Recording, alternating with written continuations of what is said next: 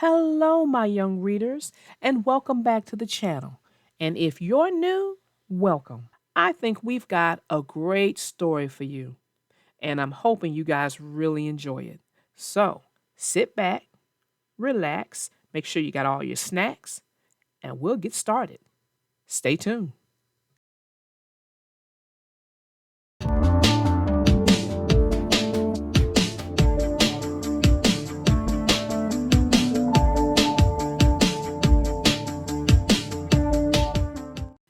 The name of this story is called Say Cheese by Mark Brown. Enjoy. Arthur and his friends lined up for the annual Elwood City Bikeathon. Sue Ellen pointed to the first prize. That is the coolest camera I have ever seen. There's a lot of competition this year, Buster said. I could win this race with my hands tied behind my back, said Francine. Better keep them on the handlebars, teased Muffy. I'll finish first, said the brain. Arthur had never heard the brain sound so confident. The horn sounded, and Francine took the lead. Arthur and Sue Ellen were close on her tail, but the brain was far behind. So much for finishing first, called Francine. No one saw the brain turn onto a side path. The brain opened his backpack and pulled out his invention. He strapped on his fantastic helmet. Nothing like a little jet propulsion, said the brain. What took you so long? Asked the brain. How did you get here so fast? Asked Arthur. Amazing, said Sue Ellen. You could say that, the brain smiled. No fair, said Francine. You were way behind us. All I did was use my head, said the brain. In the next part of the race, everyone rode together until the brain began to slow down. I'm a little tired, he said. I think I'll stop for a few minutes.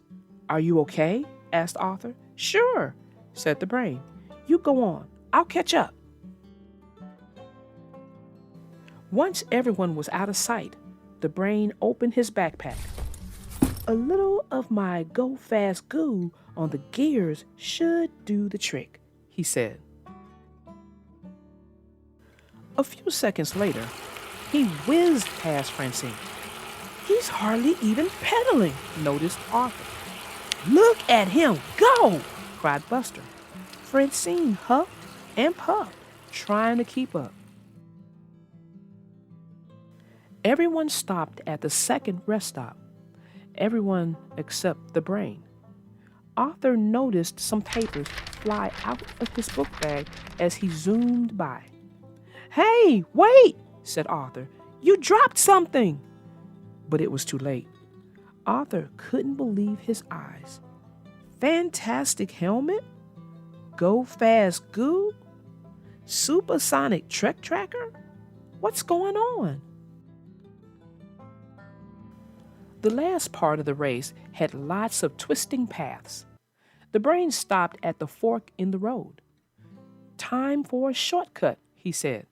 My supersonic trek tracker will find the quickest path. The device beeped and blinked. Let's see, said the brain. 2 beeps means go left. Or is it right? But when he reached into his backpack for his plans, they were gone. Uh-oh, he said. I'll have to guess. He guessed right, which was wrong. Whoa, he cried, bumping along a rocky road. This is not what I had in mind. He stopped to check his trek tracker again. He punched a few buttons. The device flashed green. That means go left, I think, he said. Well, nothing could be worse than that last road, so the brain turned left down another path. Ouch! He cried, pedaling through bushes. Yuck! He said, getting splashed with mud. The brain stopped to study his trek tracker. One last try, he said. Don't fail me now. His trek tracker flashed a down arrow. That's easy, he said. Down means down. The brain headed down the hill very fast. But with all his go fast goo, he couldn't stop. Yikes! He cried. Look, said Sue Ellen. There's the brain. Look at him go, exclaimed Francine. But the finish line is that way, said Buster. Help! Shouted the brain. I can't stop. I can't watch, said Arthur. The brain landed in the pond with a loud splash.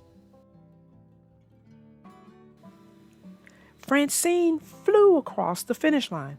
I won, she hollered. I'm second, called Arthur. Third, cheered Sue Ellen. Arthur and his friends went back to help the brain. I was just trying to win, said the brain. But what you did wasn't fair, said Francine. And you didn't win, added Arthur. Don't rub it in, said the brain. Nice camera, said the brain. I just won it, said Francine. And lucky for you, I'm a good friend. You can borrow it any time. Thanks, said the brain. But I'm taking the first pictures, said Francine. Okay, everybody, say cheese. Well, that ends our story. And boy, do we have some takeaways with this one. We sure do. And what was the deal with the brain? That's a good question. All I can see is that he wanted to win at all costs. Yeah, that might be it, but that's just not the personality of the brain that's been read on this channel. So I'm thinking maybe it's more of proving the worth of his inventions, that they can do what he invented them to do. But here's the thing about that, and this is what my young readers need to really understand, and this is a great takeaway. There's a right way to do things, and then there's a wrong way to do things. Right. What do you think the brain's way of doing things for this? Was it the right way or was it the wrong way? Oh, I know the way he should have did it. And I know you know, but this is something that my young readers need to really think about and ponder. Well, you know, there's another character that saw what was going on and was just kind of giving the side eye kind of to the brain. Arthur, he saw what was going on and he kept looking at the brain, hoping that the brain would do the right thing. I could tell. Yeah. Who listened to this story and wasn't hoping that the brain would do the right thing, because you're kind of in shock with what the brain was doing, because this is so out of character for him. You're right. But I can tell you the one character who did the right thing from the beginning to the very end. And that was Francine. Yep, you're right. I mean, she had the determination to win, and that was great. And then as a winner, she had the grace to have really good sportsmanship, that after she won the camera, she even told the brain that you can use it. Be thankful. I'm a good friend. Yeah, the brain should be thankful that he had a good friend in Francine. In fact, he should be thankful that he had a good friend in all his friends. Well, little darling, that's my time. I'm going to have to see all of you guys on the next episode. Bye! Well, there goes Miss Triangel. Well, my young readers, I hope you guys enjoyed this story. And I hope you got some takeaways out of it, because we've never seen the brain's character act like this before. So, until next time, my young readers, I am your little darling narrator out.